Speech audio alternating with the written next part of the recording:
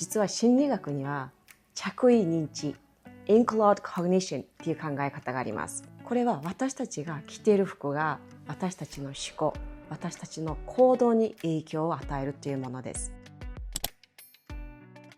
皆さんこんにちは、橘さゆりです。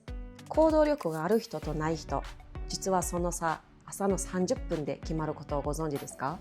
脳科学的に効果的と言われている朝の習慣を取り入れるだけで一日中動けるようになります。今日は私が実践している一日中行動力にあふれる朝の習慣4選ということでお話ししていきます。しかもどれも強い意志力は必要ないです。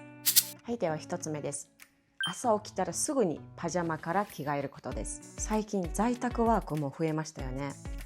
休日も気づいたら一日中パジャマのまま過ごしてしまってた。そんな経験ありませんか？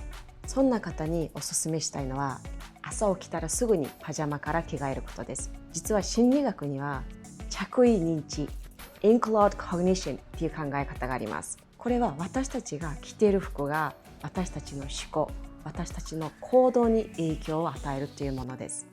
パジャマを着たままだと脳はまだまだ休んでいいんだって認識してリラックスモードからなかなか切り替わりにくくなります。一方で普段着に着替えるだけでこれから活動する時間だぞっていうふうにスイッチが入って体も動きやすくなります。やる気を待つのではなくて、まず着替えて脳を活動モードに切り替えていきましょう。次におすすめしたいのは朝日を浴びることです。朝日を浴びると体内時計がリセットされます。そして脳がはい一日の始まりだっていうふうに認識してくれます。朝起きてすぐにお部屋のカーテンを開けるのも効果があります。そして朝の新鮮な空気を家中に入れて換気してください。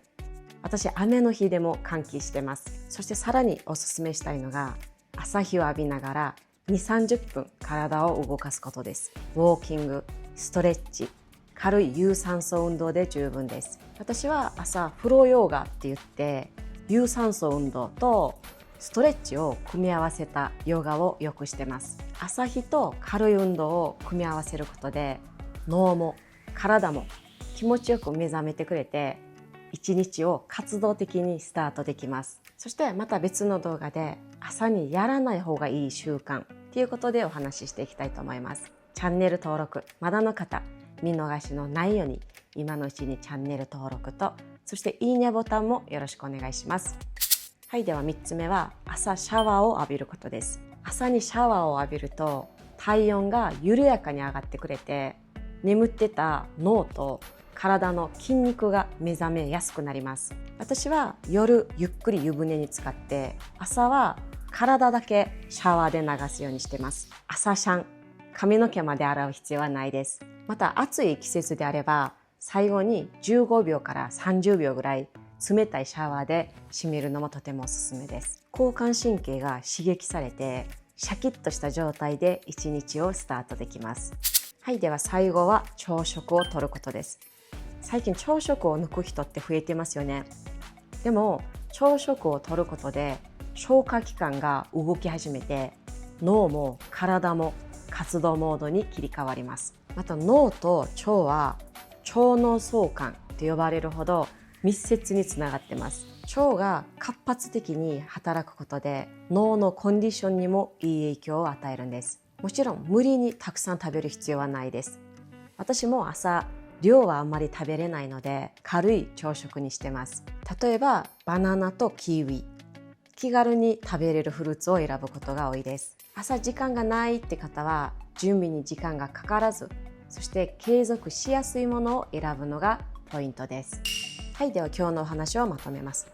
この4つはどれも強い意志力は必要ないです。脳の仕組みをうまく利用して自然と行動できる状況を作る朝の習慣です。ぜひ皆さん明日から一つでも取り入れてみてください。はい、ではここで皆さんに質問です。毎朝これやってるの私だけなんちゃうっていう朝の習慣ありますか？あったらぜひコメント欄で教えてください。はい、では続きましてさゆり先生の小話コーナーです。どうぞ。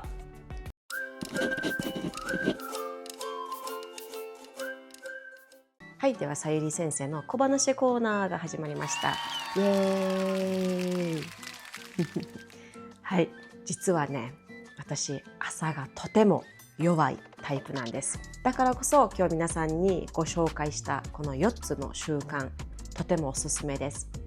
私今でも意識して続けてます。私は自分を変えようとする前にまず自分を知ることが大切だと思ってます。朝が弱いからといって私なんでダメなんだろうっていうふうに自分を責める必要はないです。大切なのはまず自分を知って、そしてその自分に合った仕組みを作ることです。例えば私朝頭がボーっとしてるので今日何着ていこうかなって考えるだけですんごい時間がかかるんですよ。